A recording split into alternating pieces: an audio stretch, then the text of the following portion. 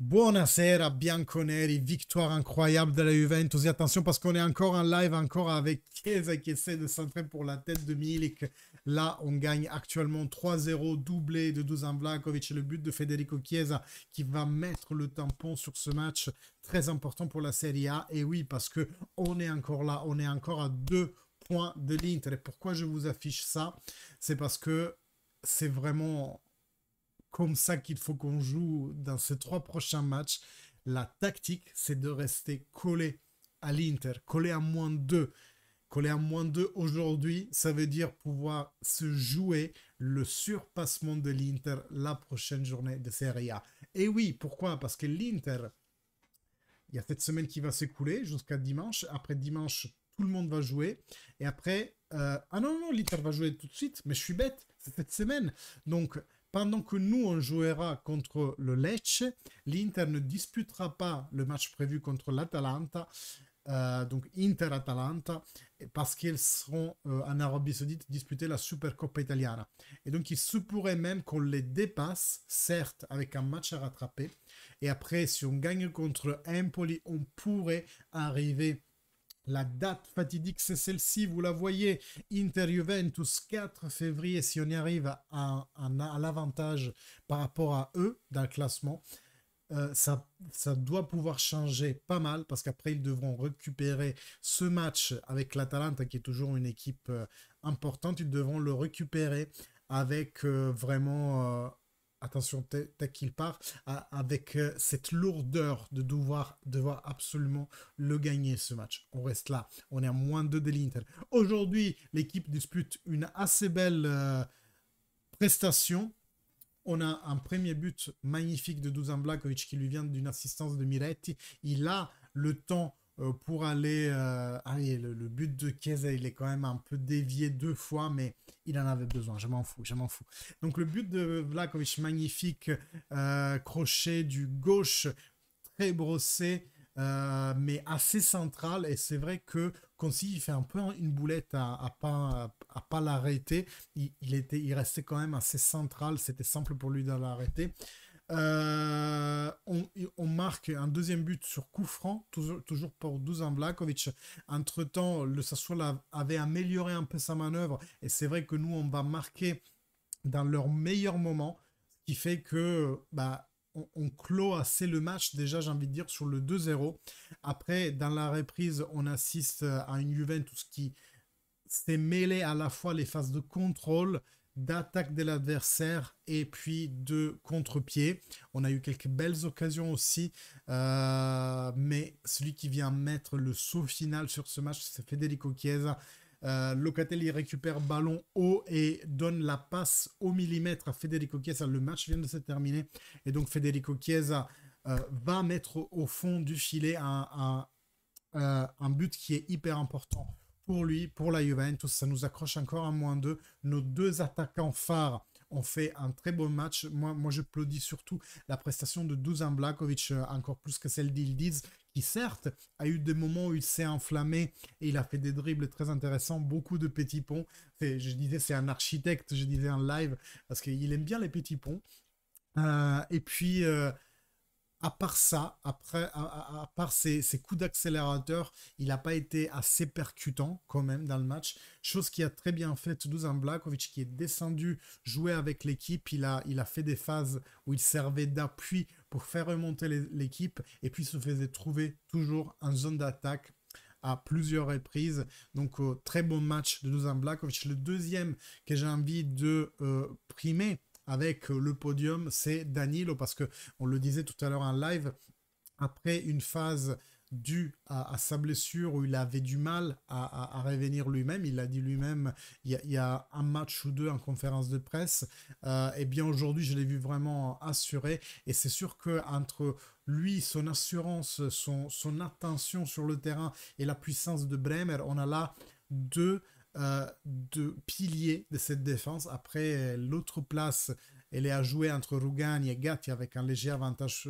pour Gatti quand même. Mais c'est vrai que Gatti, voilà, te fait toujours la petite boulette. Pensez au premier but qu'on a pris contre le Salernitana en Coppa Italia. Totale erreur de Gatti. Donc voilà, attention. Mais cette équipe se construit bien, se solidifie match après match. On voit des belles choses. Aujourd'hui, il nous manquait McKennie et Gatti justement. Donc on a pu et on a su passer au-delà des disqualifications, des adversités. Et cette Juventus se reconfirme encore une fois une équipe qui s'est solidifiée avec un travail de fond depuis l'année dernière. Je veux vous lire après les amis en chat, mais moi je suis hyper ravi de cela. N'hésitez pas, hein, vous m'écrivez dans le chat votre impression du match, même si j'oublie des choses, n'hésitez pas à me le rappeler parce qu'on a énormément parlé pendant ce live. D'ailleurs, ceux qui nous suivent sur YouTube, je vous invite à vous abonner et aussi à cliquer sur la petite cloche, comme ça vous serez mis au courant de tous les prochains matchs. Attendez, je lance le GIF, il est quelque par ici. Voilà, faites-le, la communauté est belle, elle grandit de jour en jour et c'est vraiment appréciable de suivre les matchs tous ensemble. Alors, qu'est-ce que vous avez dit? On ne lâche rien, vengeance contre Udinese, bah, plutôt contre Sassuolo, mais tu as raison, on l'a évoqué en début du match, Sassuolo a été la seule défaite de l'aller, et d'ailleurs la seule défaite aussi de l'Inter, et c'est vrai que ce Sassuolo-là, quand tu regardes tous ces matchs, si tu enlèves les 6 points qu'il a fait contre Juventus et Inter, il est dans une position de classement vraiment inquiétante. Alors là, ils sont à 20... Non, pas 20 points. Ben, je n'ai pas bien vu sur DAZN. Dommage, il faudrait que j'envoie ça en arrière. Mais en attendant, si Allegri va parler, bien entendu, je vous en parlerai. Mais donc, Sassuolo qui a pas su faire face à cette Juventus.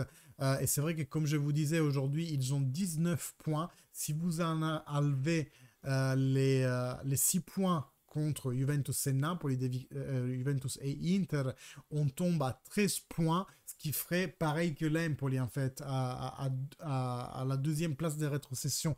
Donc ce Sassuolo est quand même assez défaillant cette année, mais il a su gagner contre les grandes équipes Juventus et Inter. Et aujourd'hui, on a pris un peu notre revanche, on n'a pas marqué 4 buts, on en a marqué que 3, mais je suis hyper content de cette transformation qu'on a vu entre les deux Sassuolo, entre les deux matchs du Sassuolo, même si vous savez qu'entre il n'y a pas forcément 18 matchs, puisque maintenant tout le retour est déphasé par rapport à l'ordre de l'aller, et donc voilà, pour moi c'est un témoin de plus qui me fait dire que cette Juventus peut lutter pour le titre, et comme on a dit en live, pour moi il y a deux raisons principales. Zig en a ajouté une autre, mais pour moi les deux choses principales qui feront qu'on arrive à surpasser l'Inter, c'est de rester accroché à eux autant qu'on le peut, ne rien perdre, même pas un demi-point, et puis la deuxième chose, les énerver comment? La première chose, c'est justement en étant à chaque dimanche derrière eux de 2 points, ils sentent assez la pression comme ça. Et puis, si on arrive médiatiquement vraiment à les rendre fous, comme en ce moment, vous avez vu ce qu'il a dit Acerbi, ce qu'il a dit Çalhanoğlu, comme quoi la Juve est tout aussi capé pour ce championnat. Ils essaient un peu de s'enlever la pression du dos, et ça va que dans notre sens. On peut le gagner, ce Scudetto, si ces deux choses s'avèrent, et comme Zig disait, et aussi si les arbitres arrêtaient un peu de siffler en faveur de l'Inter.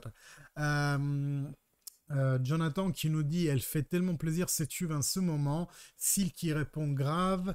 Zig qui dit comme dit l'expression on a remis l'église Chiesa au centre du village. Et oui, aujourd'hui, nos deux attaquants phares gonflent le filet et ça fait vraiment plaisir. Moi, un autre que j'aimerais énormément voir gonfler le filet, c'est Weston McKennie, parce que depuis le début de la saison, il a eu des occasions, il n'a pas su les exploiter, mais pour moi, c'est le meilleur de l'allée de la Juventus en ce moment.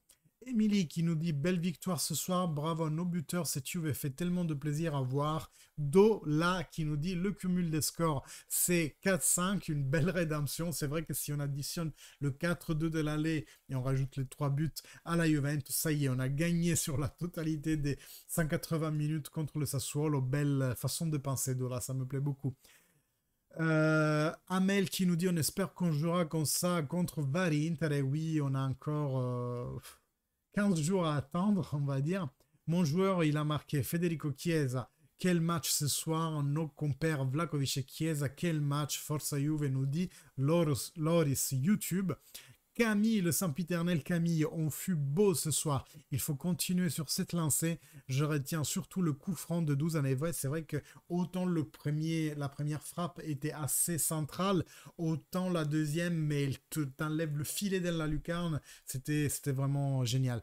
Jonathan Indorato, très beau match, incroyable. C'est ce qu'on veut, Forza Juve. Emily termine, et moi je vous accompagne avec elle, avec sa phrase finale. Bonne nuit Michelangelo, Forza Juve. Bonne nuit à tous, merci pour ton live, toujours super la communauté, elle est belle, elle grandit.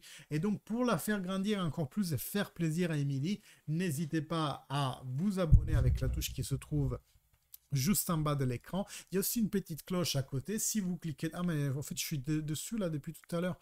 Vous la voyez pas.